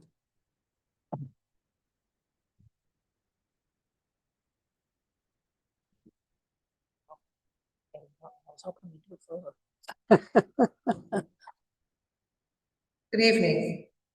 It's always an honor and a pleasure to be invited here. It is with great respect for the Ahmadiyya Muslim community that greatly represents. It is with special thanks to Rizwan Prasad, who have with me so many times, and I beseech God's blessing upon him and his, all warmth, understanding, and knowledge that he has added to our world. As you have likely surmised, I am here to present a bit of history and tradition of the Jewish faith. Please know in advance that something that our lovely moderator would like to mention I am also possibly the most irreverent Jew in the known universe. The question of the day, is there hope for peace? In a word, yes. And how did our founders build into our religion passion, justice, understanding, and acceptance as a means to achieving this peace? That's a really tall order. Fortunately for me, it's fairly easy, as our ancestors have done a really good job of spelling it all out. I think they knew I was not to be a great scholar, as many of the presenters here today are. First, a bit of history. Judaism does not really have a founder. Our founder is God. God called out to my many times great-grandpappy Abraham and asked him to accept God as his and his people's God and follow his laws. He said the deal would be that if Abraham accepted this, God would make Abraham's people fruitful, give him the land of Canaan, make Abraham and his descendants a great and chosen nation. Abraham, on behalf of Sarah, his children, and all the people of Canaan, said, "You got a deal." And the covenant was sealed. Not just between God and Abraham, but between God and all of the people that ever represented Judaism, all Jews forever and ever. Abraham is a patriarch. God is our founder and our source of all. Thus was Judaism born. God commanded that we were chosen not to stand above, but to stand better, taller, stronger, an exemplar of everything that was good and true and right, that we should show how things could be if we accepted and followed the Lord our God. Now, as it happened, God did not have a lot of laws for us to follow, which he gave very clearly and explained to Moses when things weren't going quite as God thought they should be. These laws were written in stone and are known as the Ten Commandments. They spell out the universal truths that exemplified what God expected of Jews. God was much briefer than I am. Mind you, the tablets were somewhat abbreviated versions. Writing in stone is laborious, and time was of the essence. Nonetheless, God made it clear to Moses what it all entailed and made sure he knew exactly what all the details were and that they were to be relayed verbatim to his people. And Moses did so. Hear, O Israel, the decrees and laws I declare in your hearing today. Learn them and follow them. The Lord our God made this covenant with us, not for ancestors, but with us, all of us here today, and all of us Jews who will ever be here. These are the best bases for the potential of peace, understanding, compassion, and justice. They are, if followed, what tells Jews how to behave, to contribute to society for benefit of all in that society, to perform tikkun olam, healing the world. The first, I am the Lord your God. This is the Lord of Judaism. Nowhere does God say that we must make others accept our. In fact, in Judaism, we are expressly forbidden from proselytizing. We must honor and respect all other people's beliefs and encourage them to follow those. As it is said in the Talmud, no two minds are alike, just as no two faces are alike. Unity does not mean uniformity. Next up is thou shalt have no other gods before me. This applies only to the Jews. Anyone else may have whatever god or gods they choose. This is the height of the very essence of acceptance of one's right to be what one determines is right for them. Just imagine what else is there to help us get along with another. The commandments continue with thou shalt not take my name, the name of mighty, the Lord your God, in vain. You will not blaspheme. You will not condemn others in my name. That is my department and way, way above your pay grade. Thou shalt keep the Lord's day. This day is devoted to God, and we shall not devote it to any other endeavors that are not to be blessed by God. That still leaves a vast array of stuff that we can do. Thou shalt honor thy mother and thy father. Ooh-ha. Don't just tell your children this one. Follow it yourselves. This is a lot of honoring. In Judaism, that doesn't mean just your mom and dad. but rather all of our forebears, which actually encompasses all mankind. We shall all live together in harmony, compassion, and understanding for one another, with respect for each other's beliefs and traditions. God was not done with us yet. Thou shalt not commit murder. That one seems obvious, for all things come from, and God then to murder, and of God, then to murder one of his, we would be murdering God, and that is most definitely a no-no.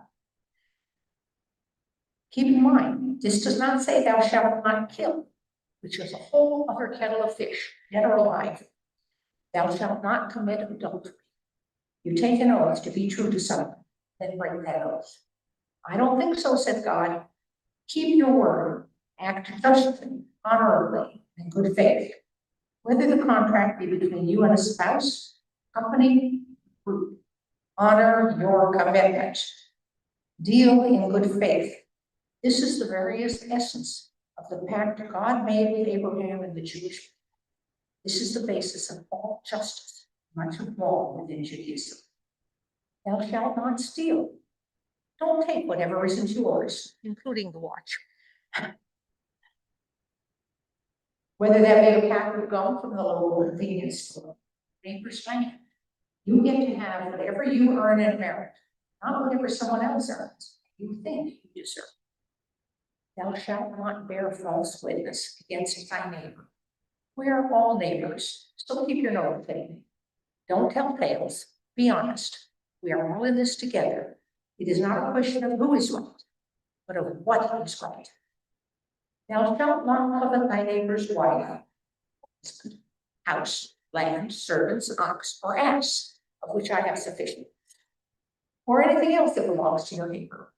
If you want something akin to that, merit it for yourself. Your neighbor may help you with this, as he may have a bigger or more appropriate network. This is your neighbor's opportunity to show tzedakah, charity. Doing so is a mitzvah, a blessing, a helping hand to one another. There is no need for greed. Be happy, or at least satisfied with what you have merited or done. Explain this to your children, so they too will grow tall and strong and know that they are enough. It is wise to remember that should you be the neighbor who has covetous things, perhaps you should consider sharing, offering tzedakah and mitzvot to those who have less. Generosity benefits both the donor and the recipient. These are the only commandments written in stone and inviolable. Hillel the Helm was once asked to tell a man all about the Torah standing on one foot. I am not as stable or as well balanced as Hillel, and so have both feet firmly planted on the ground. But he said, that which is faithful to you, do not do to your fellow. That is the whole Torah. The rest is commentary. Now go and study. This is the whole principle of ethical behavior in Judaism. Our Torah has over 600 other rules and regulations. We discuss, debate, argue, and reinterpret every one of them. They have been changed and reworked and reinterpreted since the Torah and Tanakh and the Talmud and the Mishnah were complete. Judaism tells us of the Messiah. This is not one who will bring peace, but rather one who will come when mankind has achieved peace within and amongst itself. We are still waiting. We, mankind, must work to merit peace. Make peace for yourself, with yourself, and then make peace with your neighbors and your friends and your enemies. As it is written in the Siddur, service to the heart. May it be your will, Adonai, God, and God of our ancestors, that you abolish all wars and bloodshed from this world, and a great and wonderful peace in the world. Nations shall not lift up the sword against one another, neither shall they learn to make war anymore. May we beat our swords into plowshares and then into musical instruments. Then they will have to be remade into plowshares where they can become instruments again. May all the inhabitants of this universe acknowledge the one great truth, that we have not come into this world for friction and dissension, nor enmity and jealousy, vexation and bloodshed. Therefore have mercy upon us, that through us the written word will become reality, and I will grant peace in the land, shall lie down untroubled by anyone. I will give the land respite from vicious beast, no sword shall crash the land. As a former speaker said, let justice well up like water, righteousness like an unfailing stream.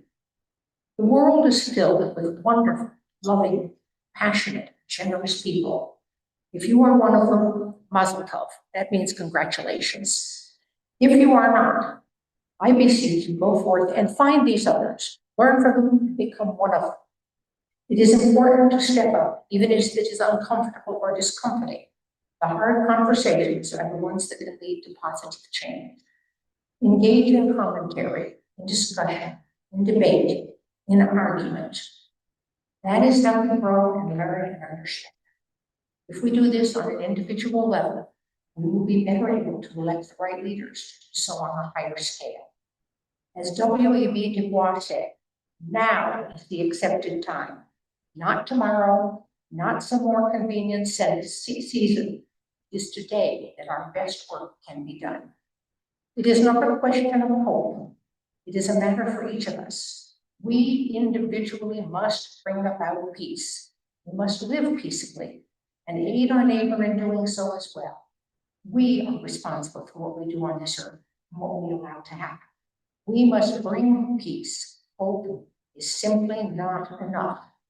Hayom, hayom, hayom. Today, go forth today and do. This is how we will not only hope for peace, but actual peace, even in our time. Thank you. L'chaim and shalom.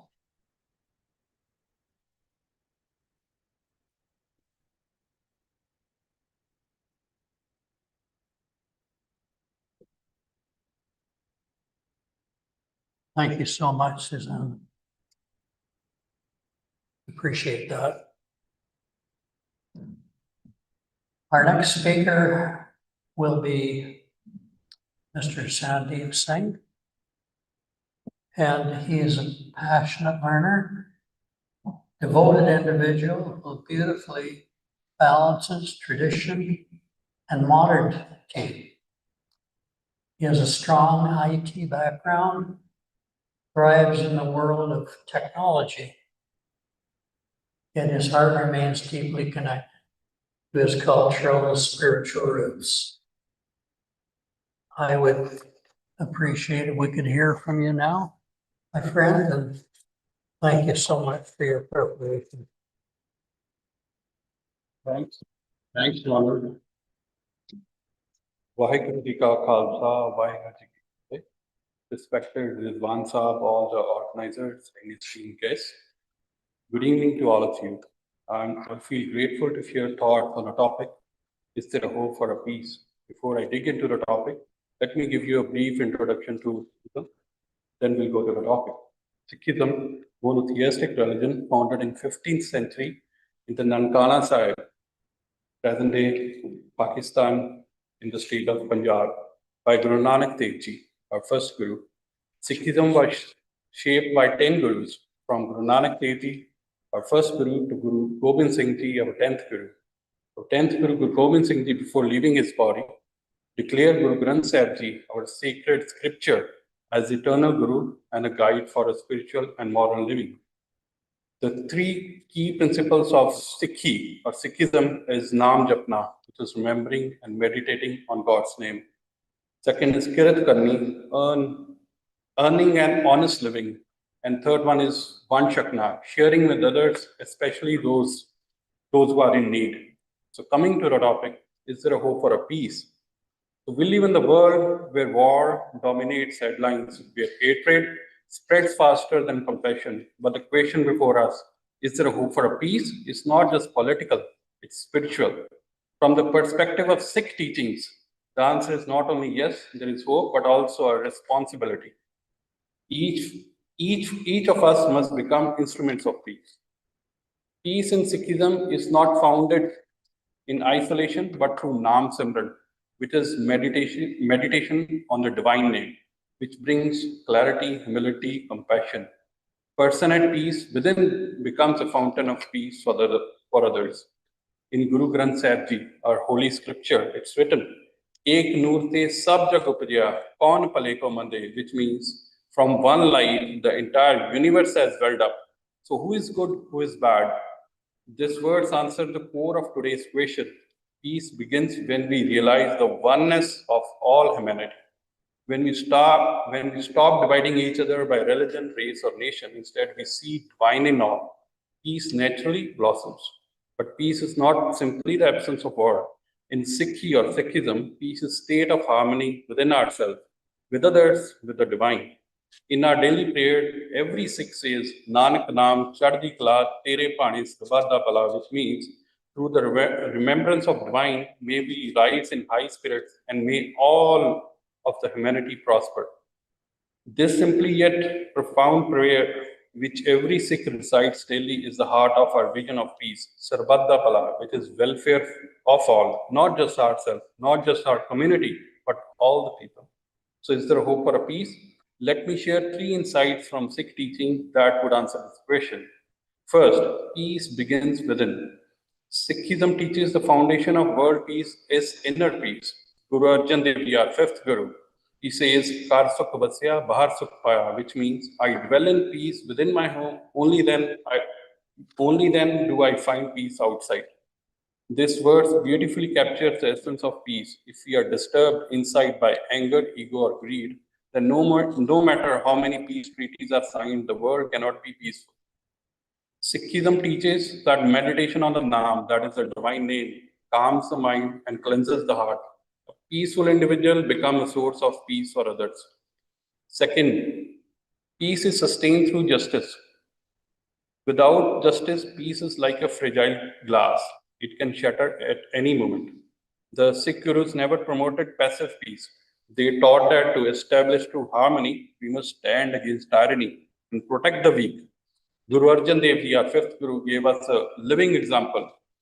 He built Harmandir Sahib, the Sikh temple, with 4 doors open in all directions, welcoming all humanity. When he was martyred under Emperor Jahangir, he accepted death with prayer on his lips, not hatred in his heart. His words were Tera kiya mitha lage, which means your will is sweet to me, shows us that true peace is fearless. Our history also bears a witness to the courage of Sikh women. During Mughal rule in India, when they were ordered to abandon their faith and convert, they refused. In retaliation, their innocent children were cut into pieces, strung around their necks as garlands. Yet these mothers did not waver. They held on to their faith, proving that peace rooted in truth and dignity is stronger than the sword of tyranny. Their sacrifice reminds us that real peace is not cowardice. It is the courage to stand for what is just, even in the face of death. Guru Har Gobind Sahib, our 6th Guru, he introduced the concept of Biri Piri. He used to support 2 swords, which symbolizes a balancing spiritual authority with temporal responsibility. Later, our 10th Guru, Guru Gobind Singh Ji, created a Khalsa, a community of saint soldiers. He wrote, when all peaceful means fail, it's righteous to draw the sword. This does not glorify violence, but emphasizes that peace without justice is fragile and sometimes courage is needed to defend the oppressed. From this perspective, peace is not a weak surrender. It's an active commitment to fairness, equality, and dignity for all. Third is peace is possible when we embrace equality. The Sikh Gurus challenged the social division of caste, gender, and religion. They built langar, which is called a community kitchen where everyone, rich or poor, can sit together as equals to share the food. History records that even mighty Emperor Akbar once sat on the floor with common people in Guru Amar Das Ji, our 3rd Guru's langar, before meeting Guru. Langar was not just a charity, it was a social revolution of peace, proving that when we sit together as equal, divisions fade and harmony emerges. Our 9th Guru, Guru Tegh Bahadur Sahib, gave the ultimate sacrifice for religious freedom. He laid down his life in Delhi, not for Sikhs, but for Kashmiri Pandits facing forced conversion. For this, he is remembered as Hind Di Chadar, which means the shield of India. His martyrdom teaches us that true peace sometimes demands giving up one's own life so that others may live in dignity. Even in modern era, Sikhs continue to carry forward the vision of peace, not with hatred, but with service. Through langar, free community kitchen in disaster zones, through humanitarian aid by groups like Khalsa Aid, Through serving in armies and UN peacekeeping forces, Sikhs strive to live the principle of Sarbat da Bhala, which is welfare for all. During COVID-19, Sikh communities worldwide opened their kitchens and distributed oxygen to the sick. From refugee camps in Middle East to wildfire zones in Canada, Sikh spirit of Seva has become a light of peace. Sikh Nation group, which is 10,000 volunteers, is one of the largest contributors to Canadian Blood Services that holds annual blood donation events, even in Kelowna. These examples show that Sikh peace is not just a prayer, it's daily action, feeding the hungry, defending the oppressed, treating every human being as family. So returning to the question, is there a hope for a peace? Sikhism answer, yes, there is, if we are willing to live by certain principles. Cultivate inner peace through remembrance of divine, stand for justice, for peace without justice in an illusion, practice equality, compassion, seeing the divine light in every human being. Sikh prayer for Sarbat da Bhala reminds us that peace is not just for my people or my nation, it must be universal. As long as even one part of humanity suffers, our peace is incomplete. Yes, there is hope for peace because Sikhism teaches that peace is not a dream waiting for leaders to deliver, but a daily practice within each of us. If we live with remembrance of divine, if we stand for justice, if we see every person as equal, we ourselves become the seeds of peace. So let's not just hope for a peace, let us become the hope for a peace. That's it. Vaheguru Ji Ka Khalsa, Vaheguru Ji Ki Fateh. Thank you.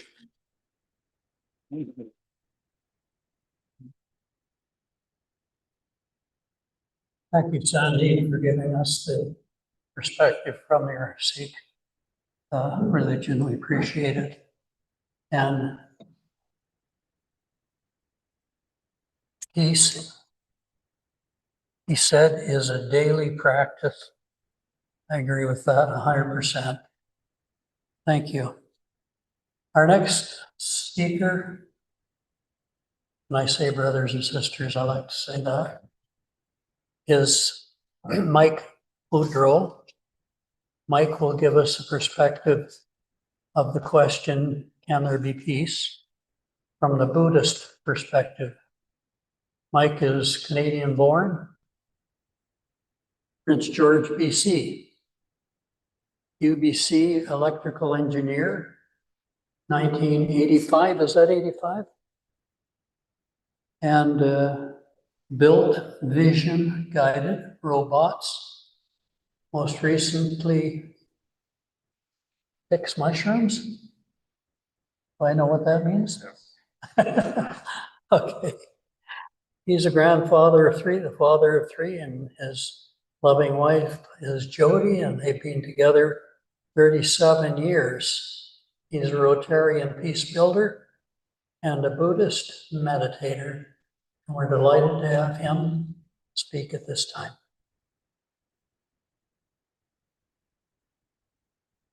Hooks again and white and Jack spotted eagle, and hopefully that's close to silk.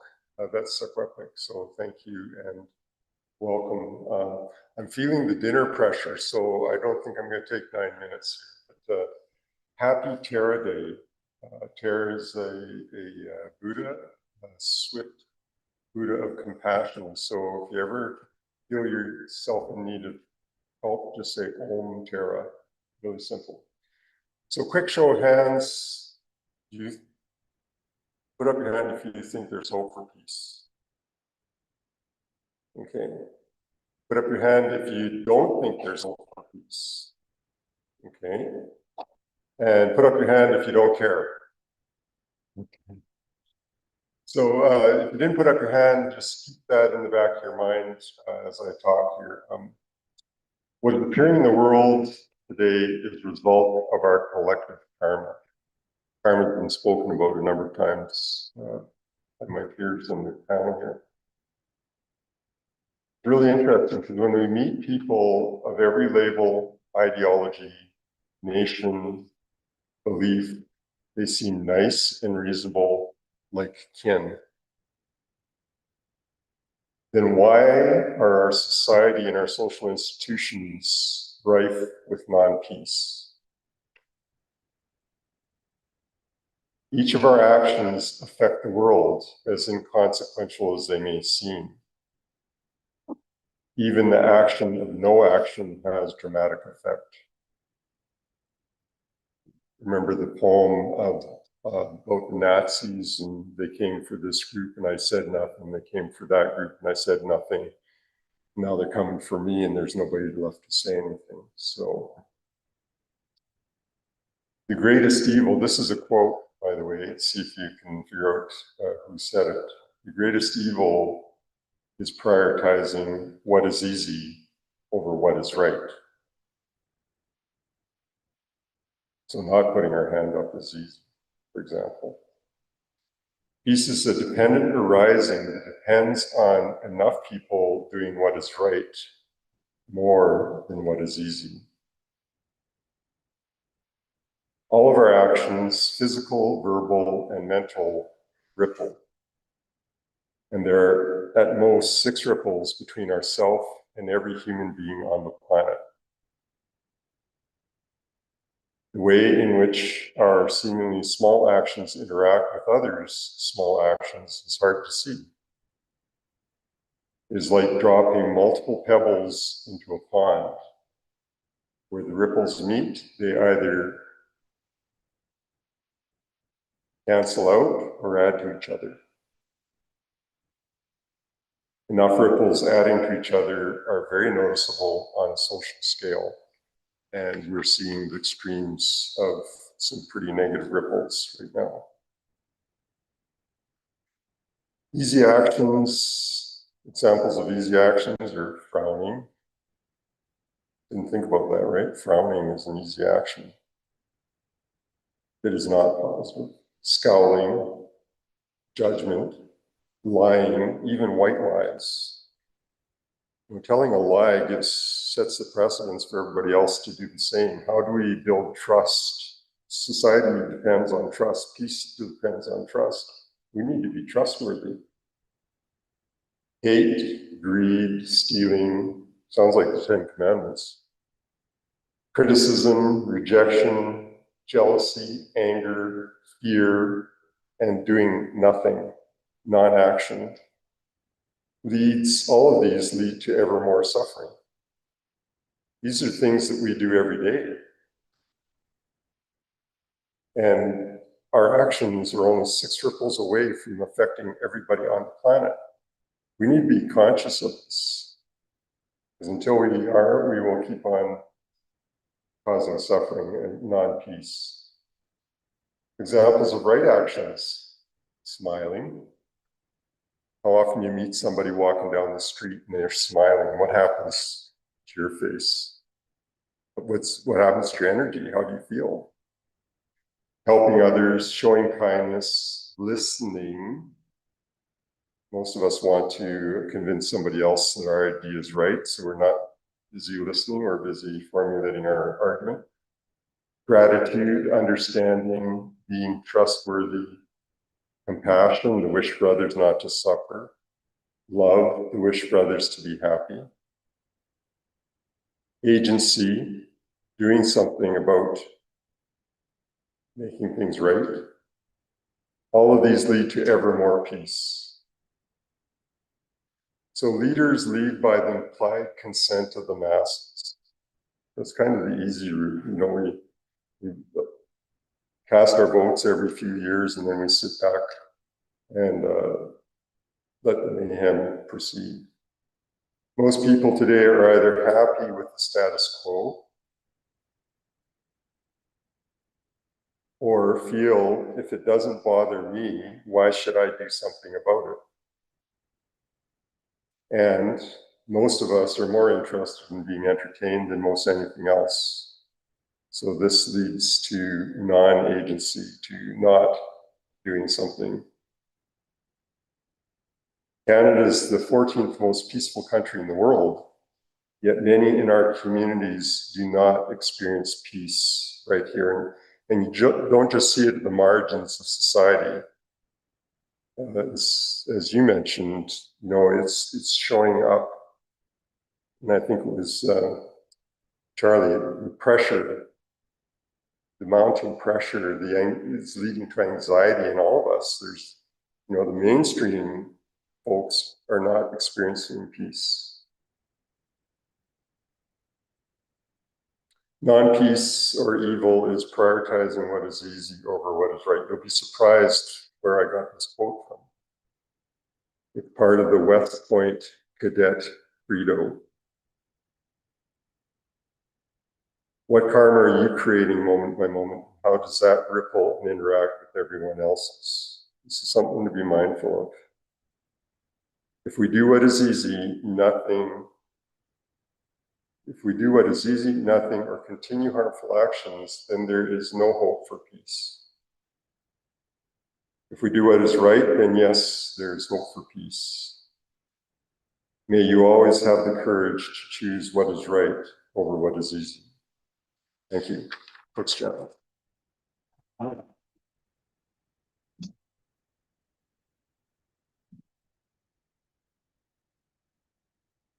Thank you.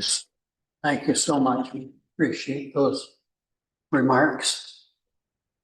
Well, time is certainly flying. We are going to have our final speaker, and that is, a little background here, Reverend Del Jukes.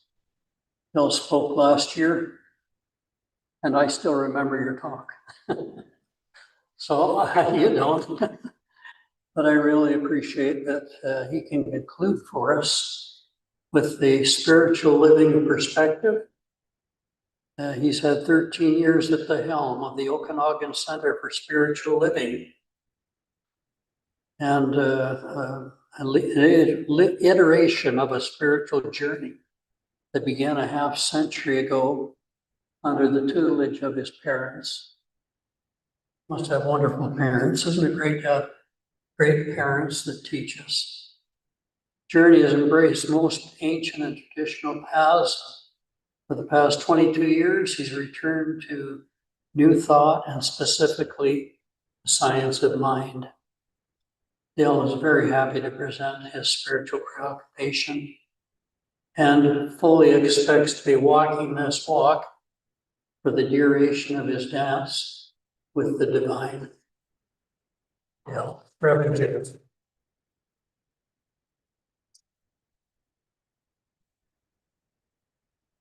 Wow, it's been a few years since something was written.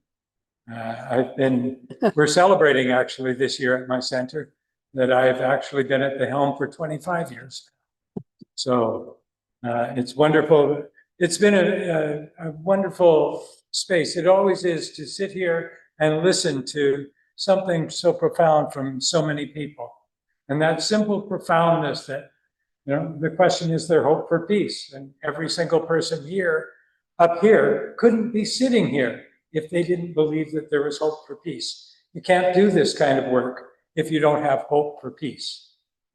And every single person in this room, we saw when Mike was up here, every single person in this room is in alignment with that, hope for peace. So it's pretty incredible that we've got all this here. And I can't help but wonder, you know, with all this hope for peace, and it's been around for quite a while. And, you know, as I said, every single one of us up here has hope for peace, and every single person who has stood on a spiritual leadership position has had to hold that hope. Every single person through thousands of years has held that hope. And it leads me to ask the question, you know, when is this hope coming? So, you know, God has a plan for hope. We heard that. And I think all of us somehow, again, if God has a plan for peace and we have hope for it, we must believe that somehow in whatever language we use, whatever terminology we use, we must accept that this infinite has some sort of plan for peace. And so I look and I ask, you know, what's going on? Why is this not happening? Why is this peace not happening right now? And, you know, I look at the world and I think, really, this is the now that we're waiting for. There isn't a better time or another time for us to demonstrate that idea of peace. And we have to make a shift in our consciousness here from hope for peace to something else. There's a hope that this World Religions Conference will stay on schedule. And it's done a pretty good job. I was finished half an hour ago, and we keep getting better and better. But now is the time to make that shift. We have to move from hope for peace to action for peace, as we've heard, to maybe a plan for peace. Each one of us, maybe within you, there is a plan for peace. If the infinite has a plan for peace, and you are here as children of that infinite, doesn't it follow that you have a plan for peace? And if you have a plan for peace, and peace is absolutely possible, when are we together going to put our plans into action? Make peace a reality. Because it really is up to us. We can talk about it, but in the end, each one of us has to be living that level of peace. And when we do, when we all do, when we follow those ideas that have been expressed here, and when we live them, when we live knowing that only good can come of this moment, right here, right now, when I allow myself to be part of that, when I let go of my own sense of injustice and unfairness, then maybe peace can happen. When I take ownership for my own family, my own household, and I say it's my responsibility, when I take action for that and make that action visible to bring peace in my community, in my family, in my home, in my country, in my world, then peace naturally comes. But we can hope for peace for another 5,000 years. We could do that, and maybe it will come. Maybe it will come after we're all gone. Maybe that's what it means. But I think it means that it's up to us. And so I make peace in my own home. We all of us here, we believe in the golden rule. We believe that there is an overarching principle of empathy at work, but it's up to us to make that real. It's up to us to follow that through. So I hope that I am capable of being the answer. I'm not hoping for peace anymore. I'm hoping that I am capable of being the answer in my life. I'm hoping that enough of the truth will come through to me, and that I will be in integrity with that truth enough that I will demonstrate that truth in my life, in my world, for my children, for my grandchildren, for my planet, for all that needs it. I hope that I can be that, and I believe that I can. And so I think the question for each one of us is not a question of when that peace will come or that hope for peace, but do you have a plan for peace in your life, in your family, with your neighbor, with your community? When each one of us has that and lives that plan, I guarantee we will be witness to peace. Not tomorrow, today. Namaste.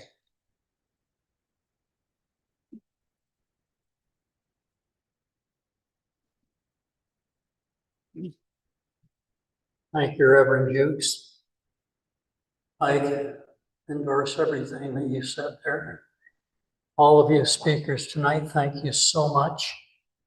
I'm supposed to conclude this, and I'm sure everybody's hungry and would rather that I sat down right now. I am just going to say peace begins in our hearts.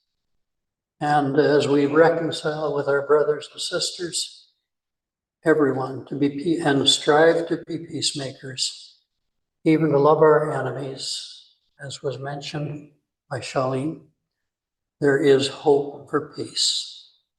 Thank you so much. I'll turn the time back over to Rizwan.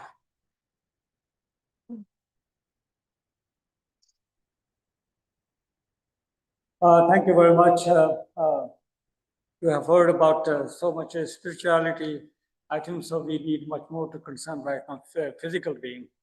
And the food is ready, and I don't want to take too much time. First of all, let me thank the moderator for your awesome job. Thank you very much for. You're welcome. Our speaker panel, especially those coming from the Kelowna and SOAS. So thank you very much for contributing your time. Really appreciate that. To make this event this level to need a volunteers and number of volunteers that came from Delta, Surrey, and Abbotsford. I really want to thank folks, especially those working in the kitchen area. It's very hard, a dedicated worker, and we have this team been doing in many cities this work. So really, word of appreciation for them, and I want to recognize that. Thank you very much.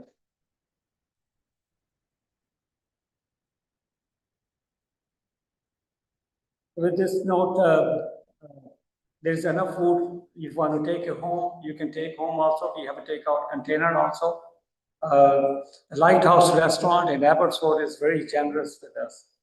So even I tell them, you don't need that much food that we provide, but he knows that the work we are doing to helping, and making a peace with people.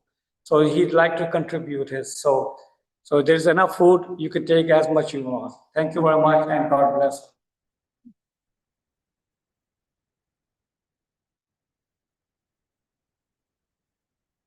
Is the food ready? Okay, please. I would request for the speaker panel to take the food first, so you can then chat with them if they have any questions. I don't know much.